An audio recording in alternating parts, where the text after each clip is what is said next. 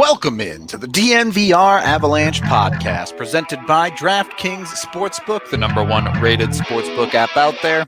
I'm your host, Rudo, joined by AJ Hafley, as the Avs are technically allowed back to practice today. There is no games. Good news, bad news, good news sandwich here. Good news. You're muted, AJ. Gonna be on the ice in like an hour. Yeah, so they have a practice. They are a go for that. Good news, Bo and Byram off the COVID list with the team, expected to play Thursday. Bad news, yesterday, Mikko Rantanen was added to the COVID list, but good news today is that he's not a positive test. It's just contact tracing quarantine for him right now, which means that he will not be good to go for Thursday, but could join the team sometime on their upcoming road trip. Neat. It could have been worse, certainly there. We'll see exactly what happens, but as of right now, the game tomorrow and going forward are on for the Avalanche. The universe is trying to do everything that they can to make sure that the Avs in Vegas don't play a full healthy game against each other. A single regular game. Yep. Against one another. Before the playoffs at very least. Yeah. So keep the shroud of mystery on that matchup, perhaps, is the goal here. But with the Avs getting back into the lineup, initially Philip Grubauer and Jonas Donskoy will certainly still be on the COVID list as well. So the lineup could get interesting. Beyond this, AJ, maybe you have more info on this than I do, but will Patrick Nemeth be good to go? Yeah, Nemeth should be ready to rock. So there you go. The Avs defense will be the healthiest it's been pretty much all year. Obviously, EJ's still out, but that's pretty much a given at this point. So we'll see that defense with Byram and Nemeth on it. If that's the way the Avs want to roll, we'll see a forward core that will be down Donskoy, so at least one other call-up will have to be used. Well, they were down Donskoy the last game that they played, so they don't technically have to do anything. I guess that's true. They can just keep running what they Soderberg rolling in, yep, replace Donskoy, and they can just continue with the Liam O'Brien thing. So there you go. Pretty straightforward on that front.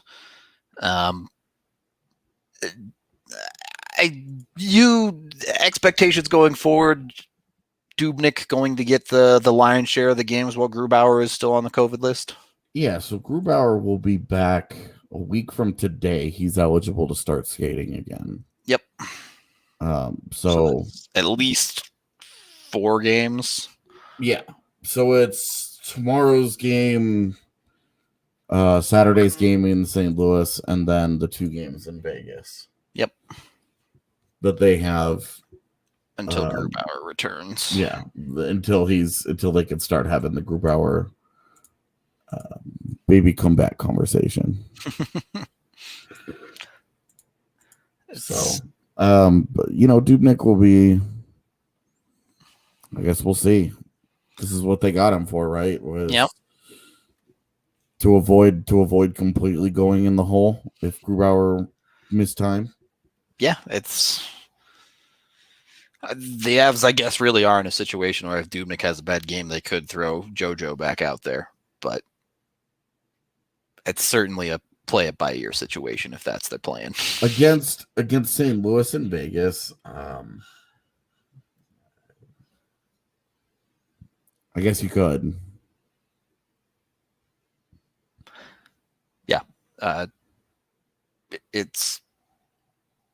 Look, against St. Louis and Vegas, the ideal situation would obviously be the Avs starting Grubauer as much as possible. But yeah, I mean, that's not real. It can't happen. So, you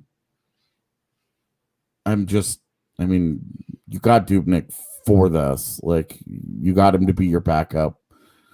Understand that Johansson has played well against Anaheim.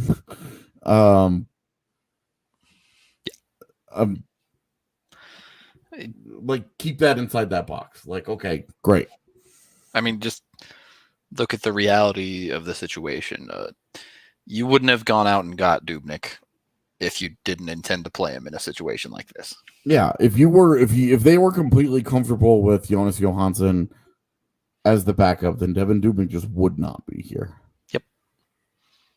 So sometimes it's that simple as far as that's concerned. Dubnyk should play the next 4 games for the Avs, and however they do, they do. Look, if they lose the first 3 of them and Dubnyk plays like crap, sure. Give JoJo the 4th one. Why not? What do you have to lose? Another game? Yeah, very true. So if that's where they end up, then that's where they end up. They're going to be without Rantanen for the first 2 Blues games. Yep. I would expect the first 2 Blues games anyway. It certainly sounds like he won't be back before Monday, but we'll see. Yeah, I didn't hear Bednar on the radio today. I just haven't gotten to it. Yeah. It's all kind of at the turn of a dime right now with the Avs news when they go on these breaks. Was there anything about Byram at all? Just that he's off the list. That's it.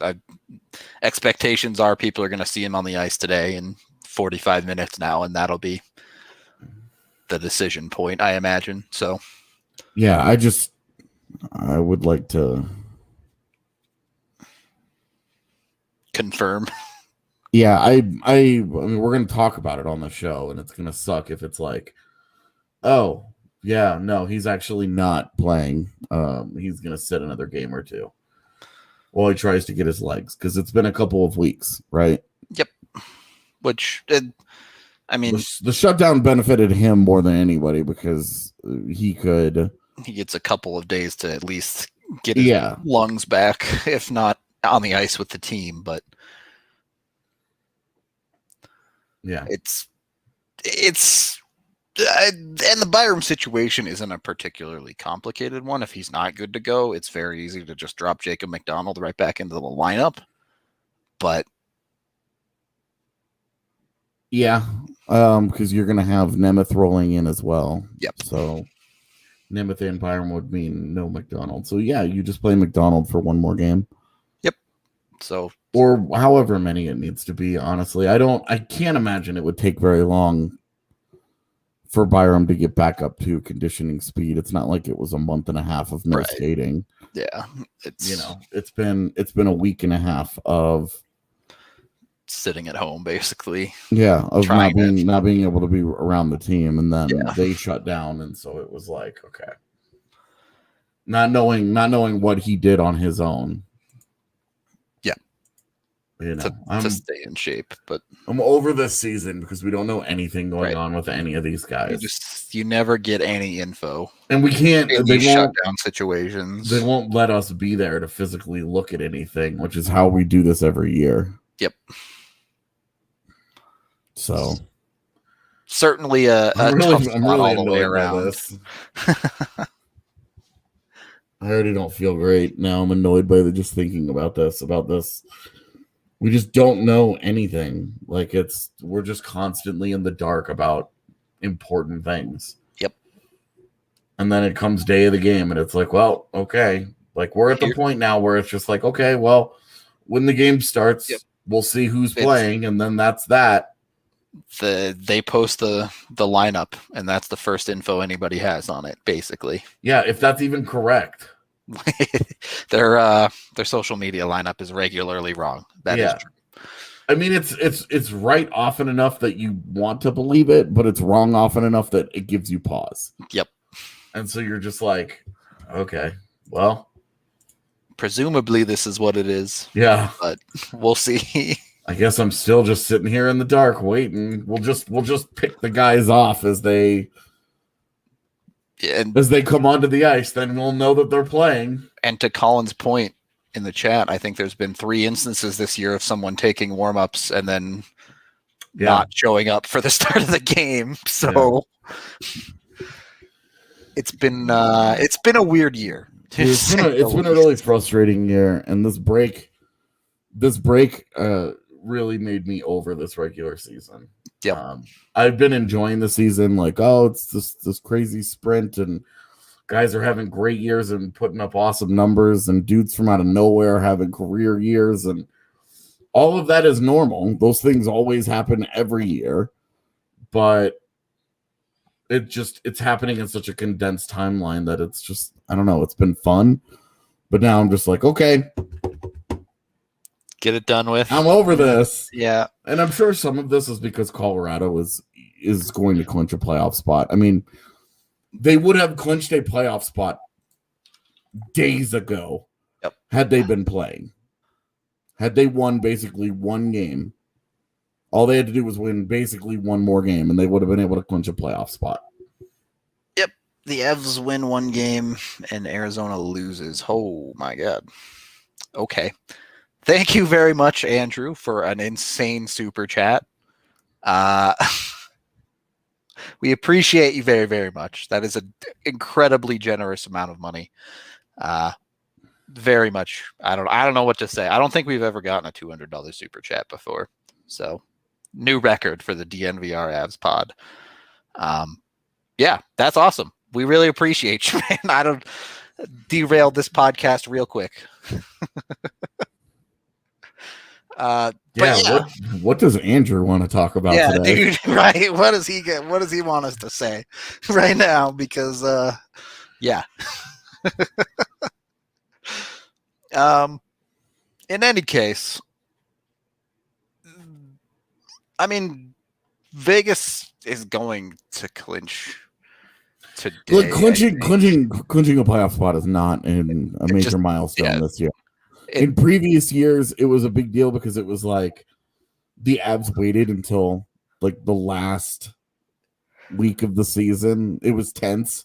Yeah. As teams above them were clinching and starting to rotate in and put different guys in the lineup, and they were they were doing things that teams who clinch early do. Yep. And the Avs were going to get that freedom, but the difference being that first place is important this year. Like it matters for sure. Arizona or Minnesota in the first round, maybe St. Louis. In which case, if it's St. Louis, you're a little more, we talked about this yesterday, you're a little more like, finishing second wouldn't be the worst thing. Maybe you just let Vegas get away. But you also don't want home ice in Vegas. For sure. In round 2, if both teams get through. Like, you just don't want that. Yeah. You want home ice advantage. They've been great at home. You want, and because of where they are in the league standings, we're having the President's Trophy conversation where if they get through everything, the Avs just sent us a thing. Breaking news. Nothing is happening. That's my prediction. Okay. Just telling us that practice is still a go for 3 p.m. Yeah, as expected. And that we will we'll have Bednar will speak after. There you go. So Bednar's presser in an hour. Tune into that. I'm sure everything that we're going to talk about will be made irrelevant by 8 minutes of a Bednar presser. Basically, but that's okay. Yeah, I mean, that's life.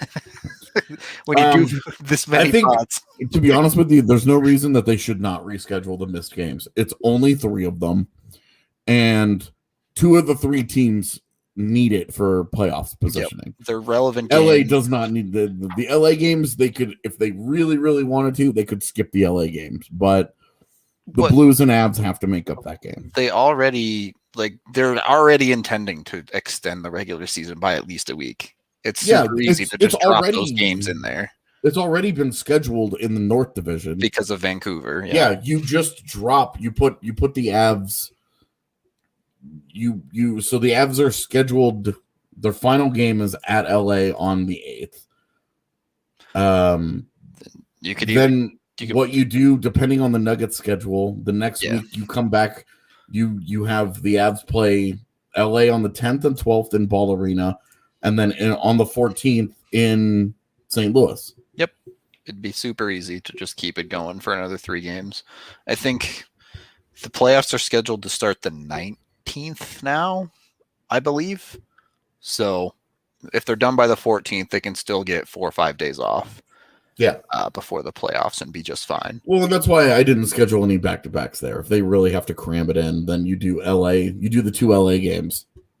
If you had to, sure. On the 10th and 11th. And again, depending on the Nuggets schedule, because now they have to worry about that as well. Yeah.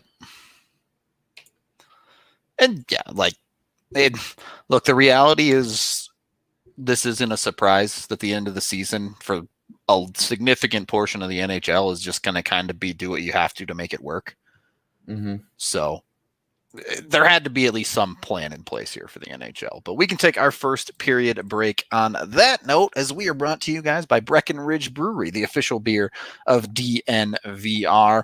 You can get it at the DNVR bar, 8 different kinds on tap. Also, keep an eye out for the Breck Brew seltzers. They're absolutely delicious. You can find them in a local liquor store near you if they're not sold out. I know we've had many people here at DNVR struggle to find it because they fly off the shelves. So if you see it, grab it while you still can. Also brought to you by Strava Craft Coffee, the CBD infused coffee that has really changed lives. You can head on over to StravaCraftCoffee.com and get 25% off of your first purchase when you use code DNVR25 at checkout. They're great stuff. They're known to help many different aches and pains, including migraines, IBS, other things as well. So if you haven't tried them, you can get it at the DNVR bar as well if you want to try before you buy the cold brew down at the bar. Absolutely worth it. If you haven't come to the DNVR bar yet, now's the time.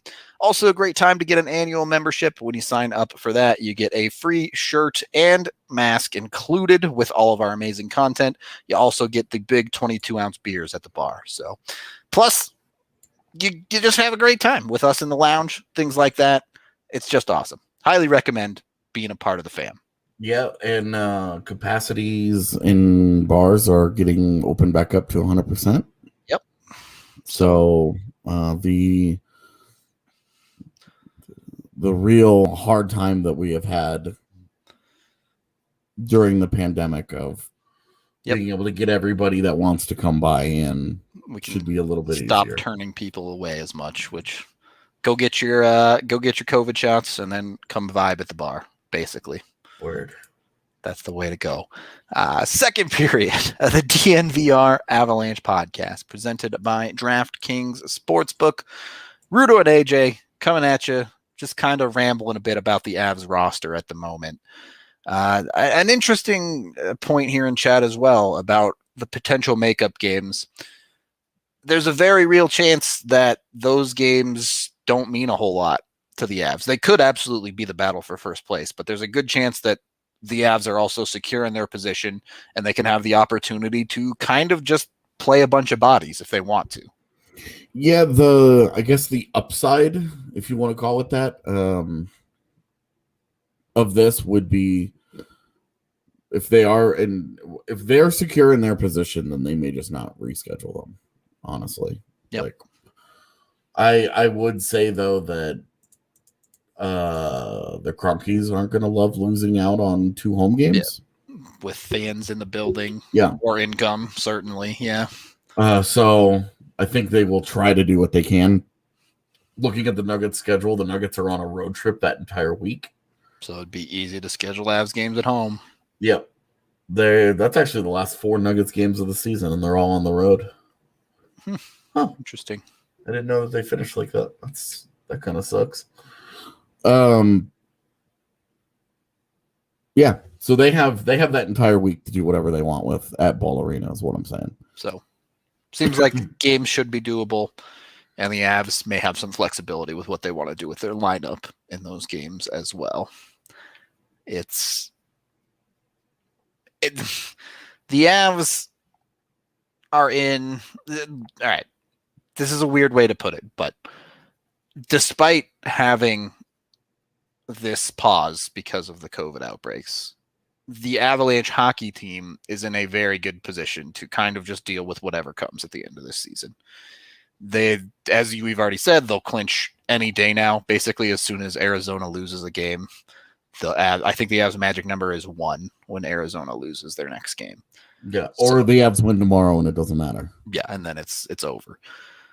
So they're comfortable compared to teams like St. Louis and Arizona that are going to have to scrap all the way down just to make the playoffs. Where are they now?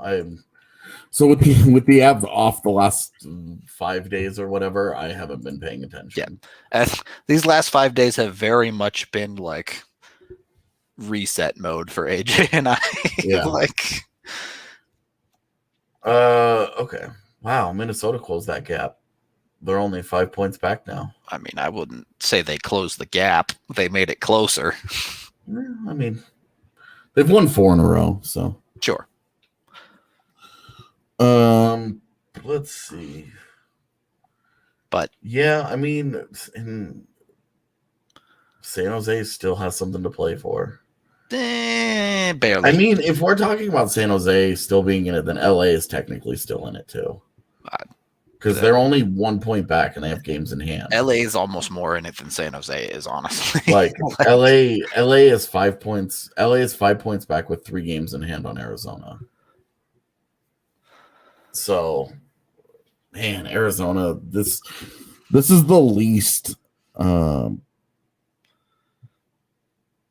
This is like the least comfortable playoff spot Arizona could possibly be in. Yep, the Avs do have 2 games in hand on Vegas.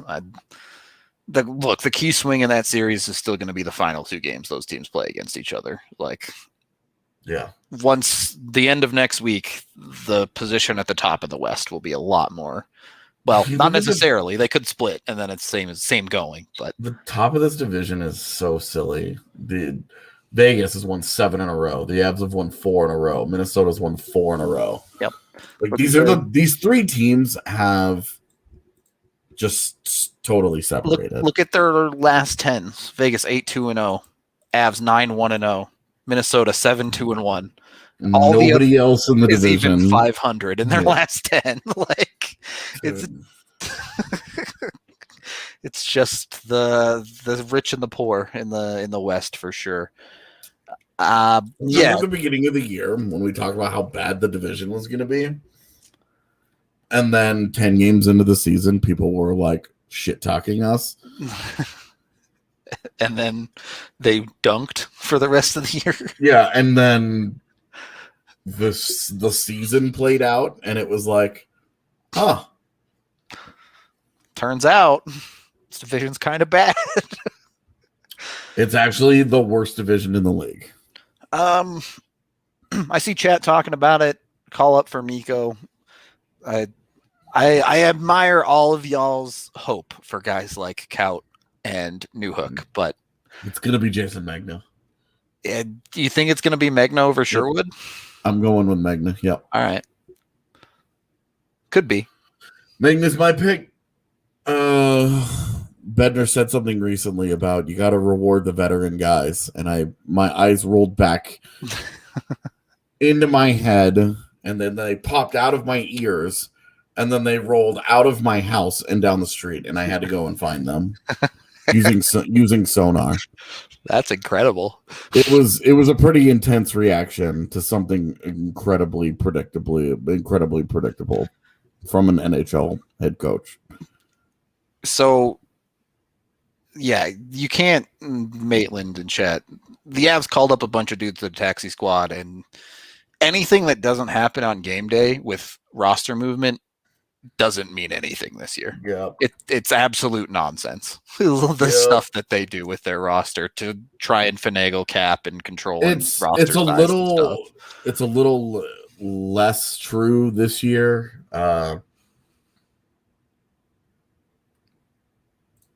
Yeah, so just looking, because when they go on road trips, they typically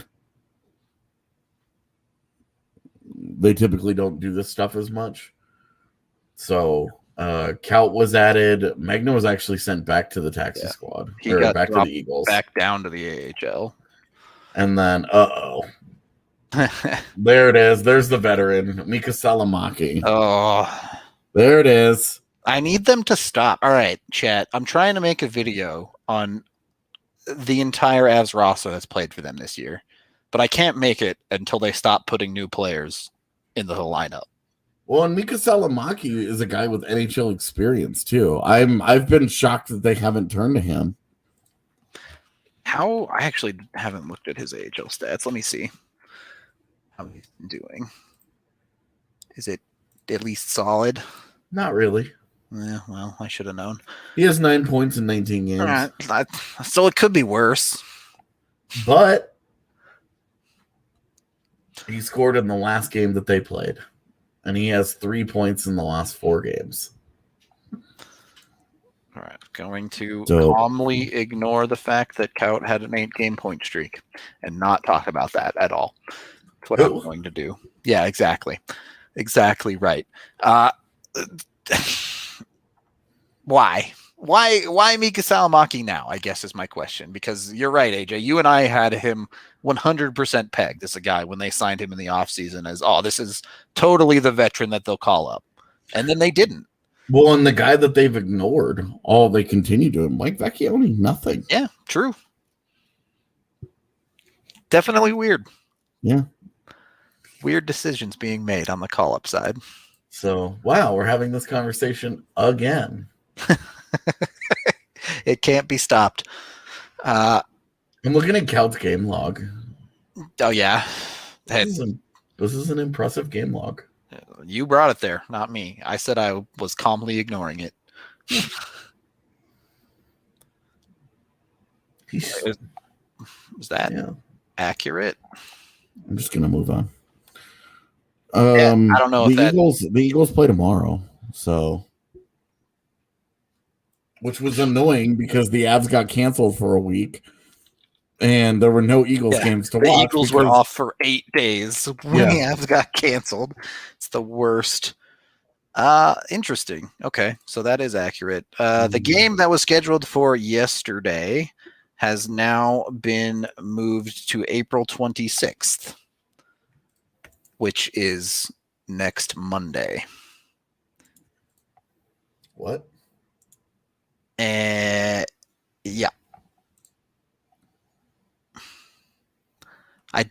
Let me look at the Avs schedule and see how that works. I don't understand. How does that make sense? Don't know, because they have a game then already, don't they? Yeah. Yeah, there's a Vegas game. So that game has to be moved. So the Vegas game is going to get moved. So, hold on.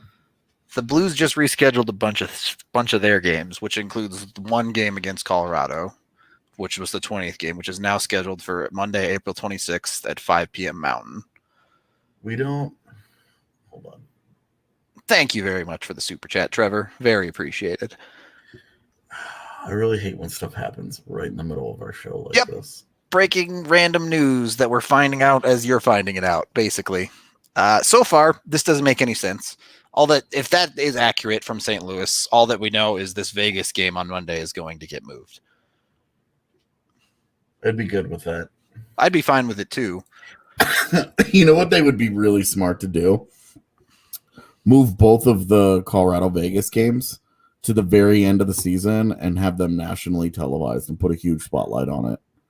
One that would be dope. And be like, decide the Western Division. So it looks like the reason they did this is just to limit travel.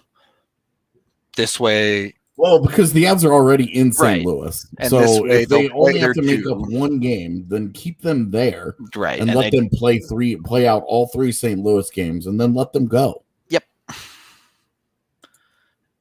And that would be it. They'd be done with St. Louis then. So are they 4-1 against the Blues this year? Yes. I thought they were 3-1, but they have 5 games played. Because they won last Wednesday. And then they split the opener, and they won the other 2 at the start of April. So 4-1. Pretty swag, to say the least. So they've guaranteed themselves a series split. 3 games to go. I don't know how you take Logan O'Brien out of the lineup at this point. He got 2 assists in their last game. So. Can we not? You know what? I will say the first one, so they're just revisiting that goal. We didn't give nearly enough credit to JT Compher. Yeah, he did all the work along the boards. That was all him. And then like O'Brien had like the cute little backhanded pass. It was a nice play. Fine. The tip was great though. Yep. The tip was legitimate. That's a great tip. So I liked that one way more. And yeah.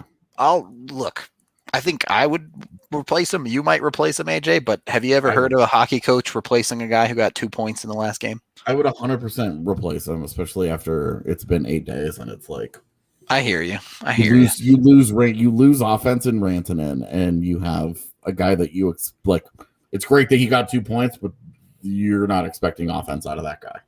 True. The other side of that is, who do you move up to the top line to play with presumably McKinnon and Landeskog? Hard thinking here. Well, what I would do is not what's going to happen. I know. Chat knows. Everybody knows. What would you do? If you were Bednar, what would you do? I would move up Burakovsky and just live with it. Oh, yeah? Yeah. I would drop Calden. Yeah. I mean, in a perfect world, sure, but I'm not that hopeful. Not so much like, need to, not so much like he's earned that or whatever, but like the lineup is kind of just going. Why mess with it? Yeah. And I don't feel like there needs to be a lot of messing with it. And so I would just take like, okay, great. Have drop Count into on the and let the lineup on the keep right running. Side on next to your top line.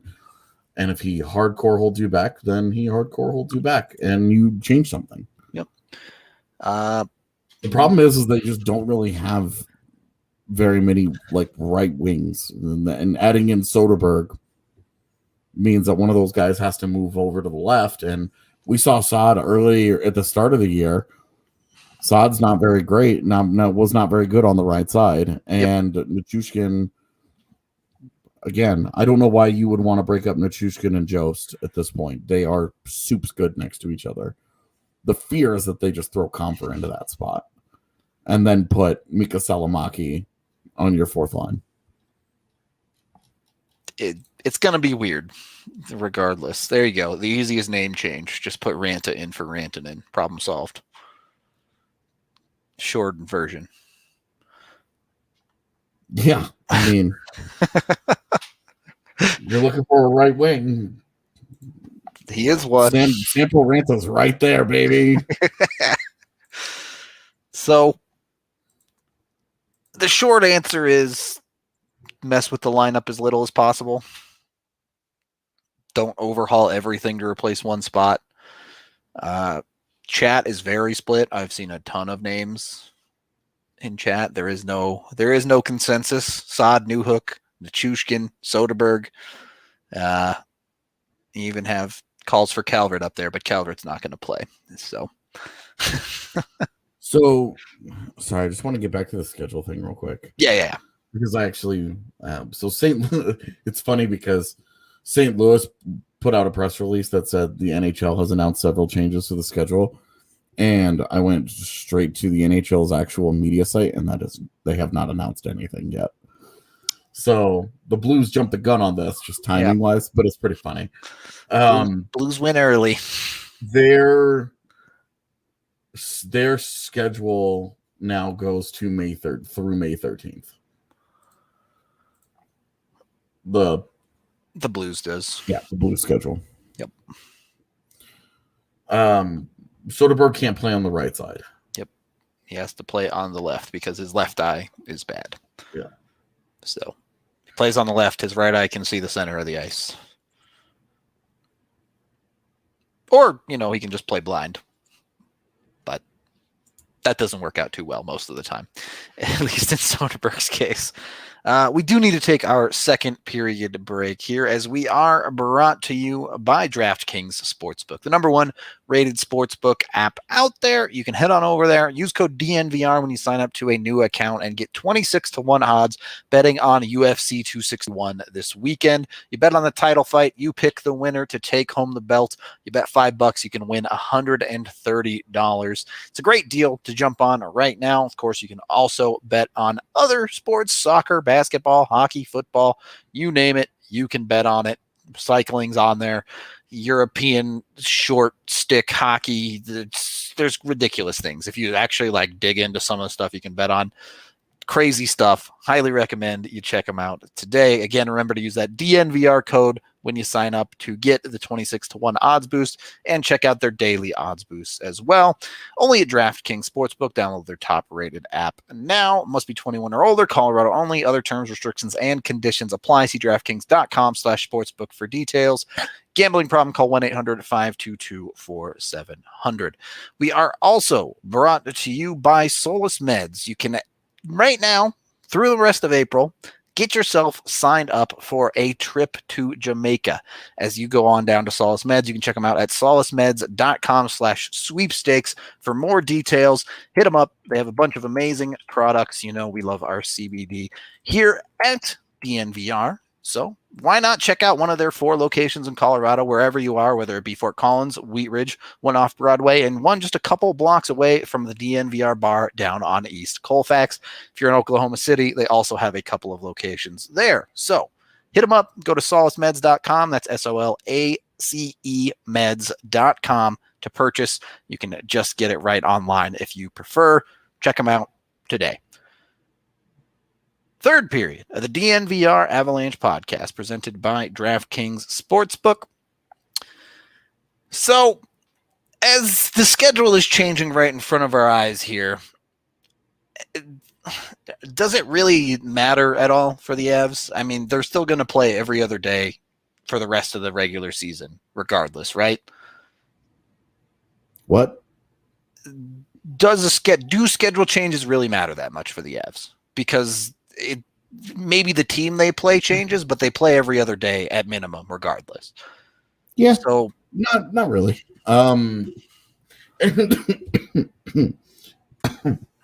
It's really, and it's just 3 games here. Right. Like, it's not a massive overall. Yeah, this is not like earlier in the year when they had like 10 days worth of games that they had to like drop into the schedule. Yep.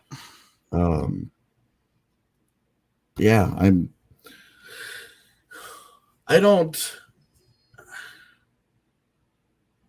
know that it matters much at all. I would say them moving that Vegas game helps Colorado. I don't disagree, or at very least, you assume the Avs will be relatively healthier whenever that game gets dropped back in. Yeah, because the Avs are, what's their record against them right now through 6 games? 3-2-1. That's it. Thank you. 3-2-1. One more win, and they guarantee the series. Yep. They guarantee the head-to-head. Yep. And that could be a thing that's important. They're neck and neck in points, you know. Let's see. I have the media site up now because I'm digging into stuff. Yeah. Well, I'm waiting for the actual, like, it would be great if they would actually do this announcement while we're sitting here. Yeah. They've clearly already rescheduled all the games. Yeah, so the Avs currently have, and so tiebreakers, remember, tiebreakers go wins. It's wins, regulation, and then row. Yeah, it's wins, regulation, wins, and then row. Yeah. Or I'm sorry, it's regulation, wins, row, and then wins. And then just overall wins. Yeah. And then head to head. Yep.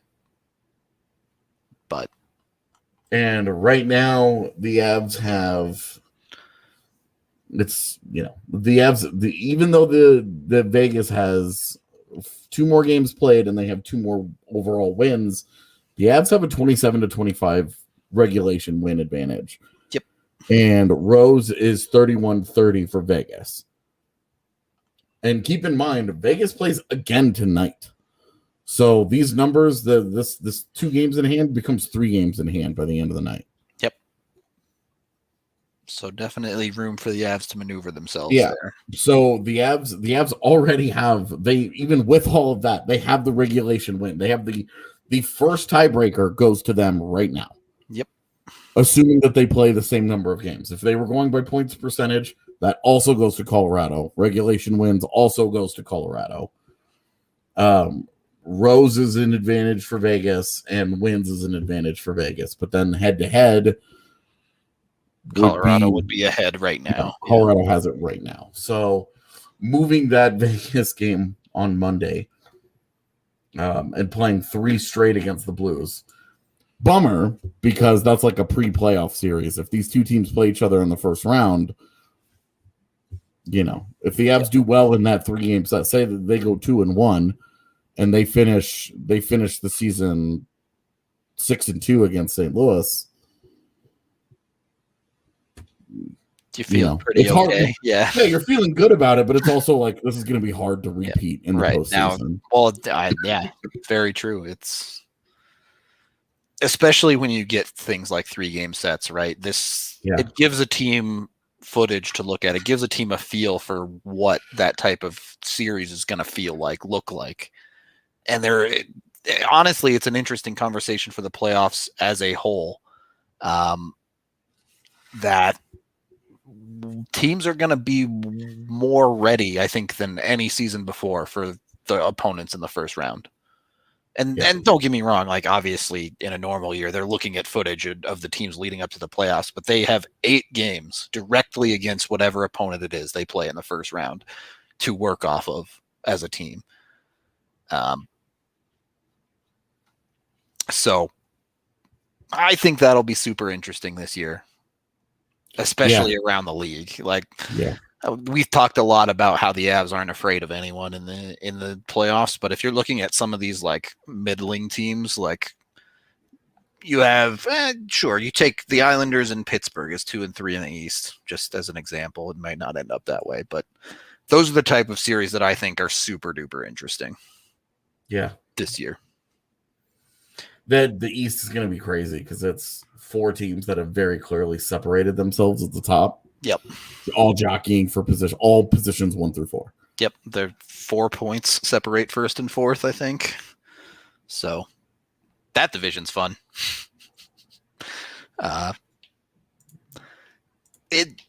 Look, I don't know.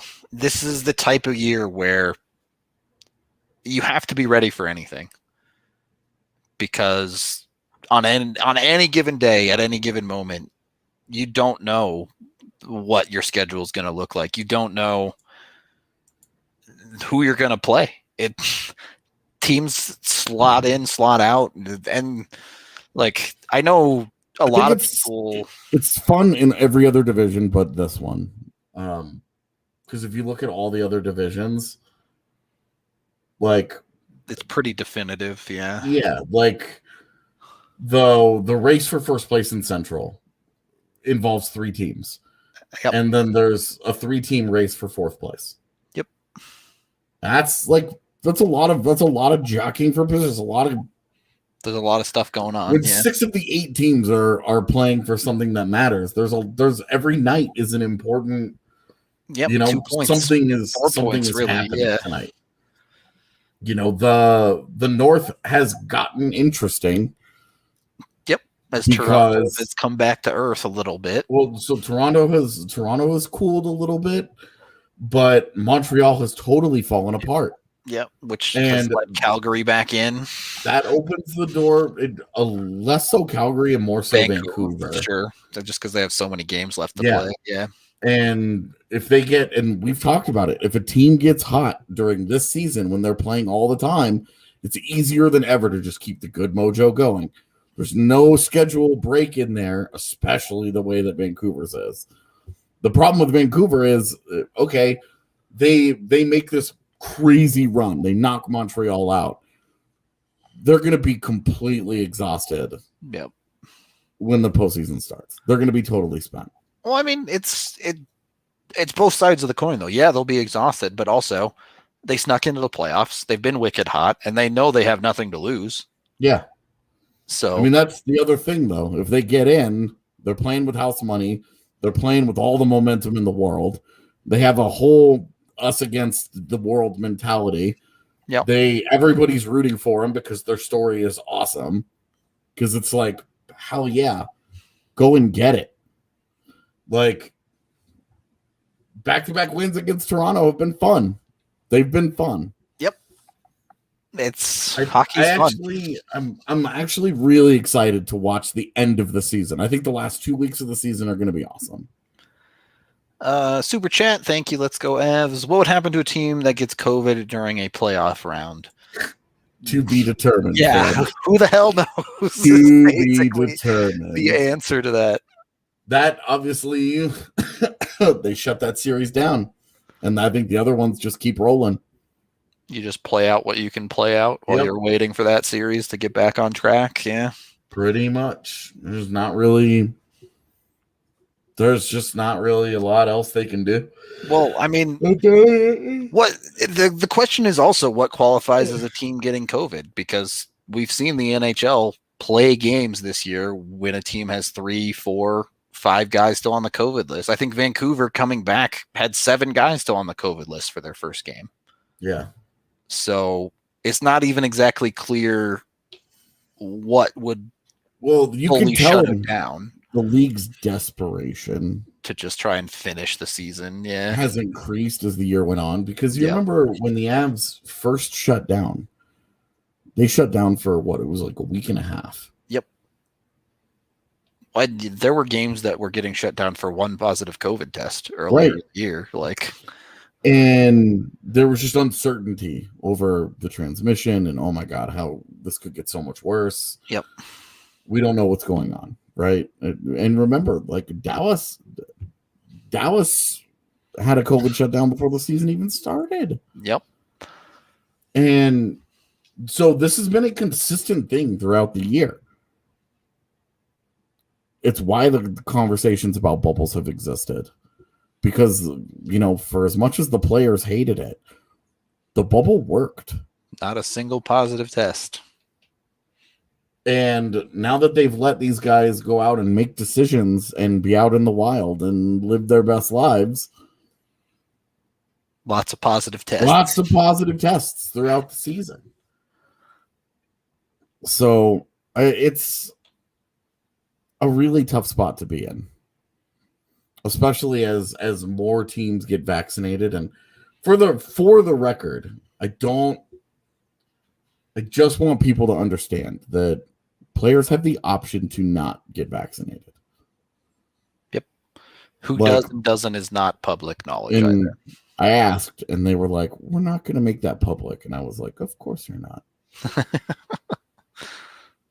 But just because a team was vaccinated doesn't mean every player on it went that route. So just saying, don't make that assumption. Because every time somebody tests positive for something, the last couple of days here, it's been like, I thought he was vaccinated. And then you have a huge brawl in my mentions about the efficacy of vaccinations. Yeah. Which, please stop. I understand everybody has thoughts and opinions, but none of us are experts on the topic. And I just can't watch you guys keep fighting about this. I just can't. So, point being, this is going to be a really weird end of the season. The roller coaster is far from over. Yeah. We don't know the answers to those things. We don't know what kind of shot they got. I've been told that they got one of them that would require a second shot. But we don't know. We have no confirmation. They won't tell us specifics. Yeah. They don't want to provide any transparency ever again. This is going to be the one organization in the league that tries to keep the COVID protocols in place for as long as they possibly can. Oh, we just can't let media come back into the locker room. Sorry. Yeah. Is what it is. It's coming. Certainly doesn't make our job any easier, but, that's what it is. I mean, the Avs, nothing has really changed with the Avs outlook on the season, right? They're still arguably the best team in the league. They're going to come back to it. We'll see. Maybe they have a little bit of a slow start from the break, as is common with this hockey team, with any hockey team, to be honest. The rust will be there. We'll see how this goes, man. They're in a really they honestly they're going to be in kind of a tough spot because they're going to be playing a desperate St. Louis team that needs absolutely every single point. Yep. And if they get off, if they lose all three of these games in St. Louis, it's probably the division. Probably, but and then if they also keep in mind, if they lose all three of these games in St. Louis, Minnesota's only 5 points back. Yep. So now you're fighting for home ice. Look, it's going to be interesting down the stretch no matter which way it turns. I don't think anyone in the West is going to run away with anything, to be honest. So that's where it is right now. No one gets to coast too much until a little bit later. Yeah, like the Knights are going to clinch tonight. The Avs may clinch tomorrow, and then Minnesota will clinch next week. Yep. And okay, great, they're in. But clinching really doesn't mean much. Yeah, clinching will be exciting, but not as exciting as recent years because they're not in a do or die race for every single, we're sitting here watching President's Trophy standings and it's very first world problems. In right? previous years, clinching was the end of the list. You were either clinched or you didn't. It's not you clinched and then. That's a good way to put it. That was the last box to check on your regular season to do. Yeah, exactly. And that won't be the case this year. It will be Chase West Division, Chase President's Trophy. Yep. Maybe chase an award or two. Yeah. So there you go. Where do you think Jared Bednar is in the Jack Adams this year? Where do I think he is, or where do I think he should be? Where would you just personally, where would you have him in that? I don't want to talk about player awards. I'm curious about how you feel about this one, though. Top 3. Really? Yep. I don't think he wins it, but I'd have him. In my head, I had him around 3rd. Who do you think wins it? Oof, man. So, based on what I know about the award and how it's really just a goaltending / best turnaround team, I guess, is that the right best comeback team of the year? Unexpectedly good. Yeah, that's a good way to put it. Unexpectedly good would be Quenneville. Okay, because I have Q winning it too. Because everybody's just been waiting for Florida to drop, and when Ekblad got hurt, we just kept waiting, and they just kept rolling. Waiting. Yeah, and here they are right now, 3 points ahead of Tampa Bay, tied with Carolina. Now they have more games played than both teams, so but he's done a great job down there. Yep. So perfectly fine with Quenneville. I think Rothbard deserves one as well, even though Carolina's been good for a while now. But that is what it is. Everyone in the North I don't care about. Minnesota's head coach, whose name I can never freaking remember. Yeah, what's his name? Evanson. Thank you. Everson? I don't know how to say his name. Yeah, I just can't remember his name. I don't know why I always draw a blank on him. You don't win Jack Adams. Him. I could pick him out on the street. And usually that's the opposite for me. I would know somebody's name, but I wouldn't know them if they walked up and said hi to me because I have face blindness. I don't think you win a Jack Adams for finishing third in the division, though. That's the thing. And look, there's time left. Maybe Minnesota goes on a run at the end of the year, but they'd be first in the North. Yeah, sure, but the North is irrelevant. I'm just saying, like, based on their points percentage right now, they'd be first place team in the North. Is it their fault that they are behind 1 and 2 in the NHL? In Vegas and Colorado? No, but look at like they'd also be behind Carolina and Florida and even Tampa Bay. Yeah, in the Central. But those were all teams except for Florida that we came into the season with expectations. Hell, Evan predicted Florida. He had Florida making the postseason on our big prediction show. So at least somebody had expectations, but nobody was talking about Minnesota much outside of they might make the 4th spot in the West. Yeah, I mean, they've outperformed expectations, but is part of that, as Ian is talking about here, Kirill Kaprizov running away with the Calder. Unless you still want to give it to a goalie, which I don't. No, I think Kaprizov is your easy Calder winner, man. There really shouldn't be a conversation elsewhere about it. It's his. Look, Jason Robertson's been a revelation for Dallas, but it's Kaprizov's Calder. Yep. Much agreed on that one. Anyway, I don't know. I honestly just kind of think the awards this year are really easy. Yeah, most of them are super straightforward. McDavid wins the Hart. Vasilevsky wins the Vezina. Kaprizov wins the Calder. Quenneville wins the Jack Adams. Wins the Jack Adams. I said I didn't want to talk about individual awards, but what else is there? I guess the Selke, I don't know. The only interesting one really would be the Norris, I think. Yeah, what would happen with the Norris? You still have Hedman up there, but John Carlson's just not going away as far as production is concerned. He has the exact same amount of points as Hedman at the top of all defensemen. After that, you get into conversations. I don't think Adam Fox has any business being in the Norris conversation.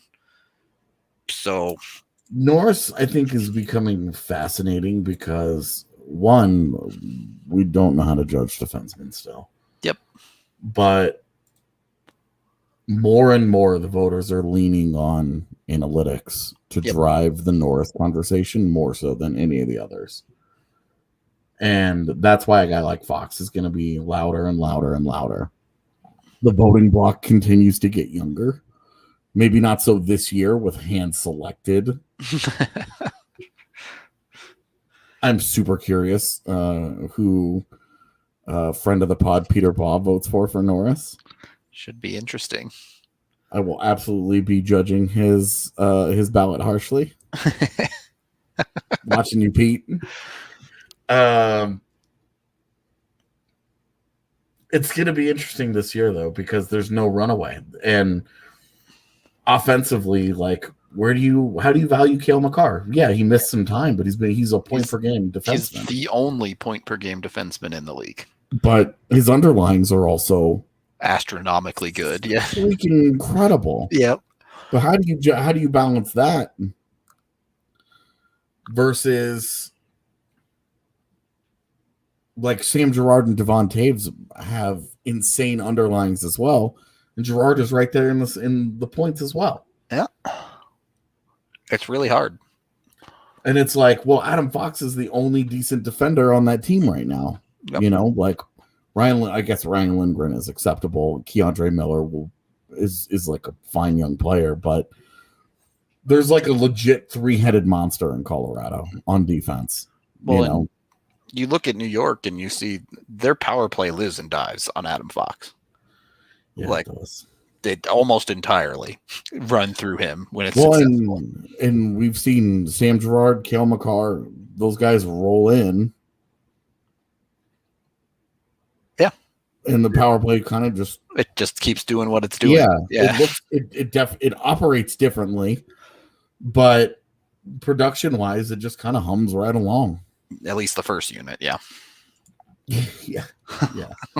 The second unit has been MIA for a while. Yeah, it's really been quite a while. So that one's interesting. The Rocket's going to go to Matthews, especially now that Rantanen's going to miss a couple games. Yeah, well, and I mean Matthews, he wouldn't. Yeah, we already, Misha, we have the Norrisman shirt that just dropped. Yeah, we have a 4 Horsemen shirt. Yeah, we have the four Norrismen. We don't need a we don't need a 3-headed monster. Yep. We might have jumped the gun a little on Bo and Byram. We were just that excited. No, he good. Trust us. Yeah. For a teenager to put up the defensive metrics that he has.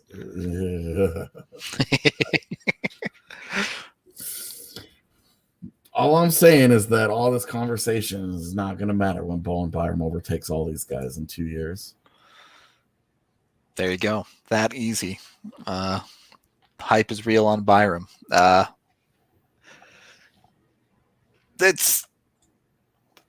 think AJ put it well. A lot of these awards are really straightforward this year. Yeah, there's not really a lot of debate. Now, if they wanted to do individual awards for the divisions because of how the season played out, like division MVPs and stuff, that'd be cool. Yeah. That would be way more interesting. Yep. Way more interesting. Cool. So we're putting that in our back pocket for an off-season show.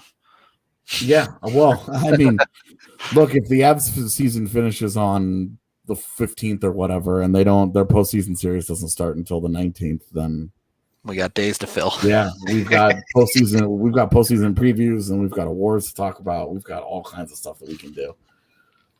There you go. Poor graphics department. Yep, graphics department gonna be slammed. Yeah, for the record, like Jason Robertson he's got to keep it up to be involved in that. Yep. So. Yeah. Anyway, graphics department, we coming for you guys. Once the NFL draft is over, gloves are off. Yeah. We're no longer like the third little brother sitting around getting pushed to the back all the time. You guys are never the third little brother sitting around. Get out of here. Mm-hmm. Are we? Who else self-produces at DNVR? Yeah. Rockies. Rockies does. The Broncos do. Yeah. Sometimes the Nuggets are going to have to next week. Yeah. See, it's fine. I mean, the Nuggets get first dibs on the studio, but it is what it is. That's why we have 2 of them now. Yeah, true. They had to build a whole other studio. In any case, there's more people. Just so we can feel loved. Yep. Clearly, it worked because we're very loved. Yeah, everything's great. Not gonna lie. Yeah. No complaints, man. Anyway, my only complaint is that we're not there now. I'm so ready to fast forward through the rest of this regular season. I'm over it. Let's get through the regular season. Let's get a 9.1 patch and let's roll. Let's get to the fun parts of life. I'm ready. I'm so ready. Anyway, I guess we'll finally wrap up the show here. Thank you everyone for watching, listening, however you consume the pod.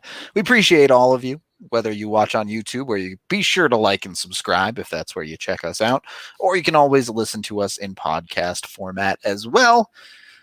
We will be back hopefully tomorrow night for a game pod. I believe we're live in studio tomorrow night. So, yeah. Oh, lovely. Yeah, that's the plan. Be sure to tune into that one. No jorts today.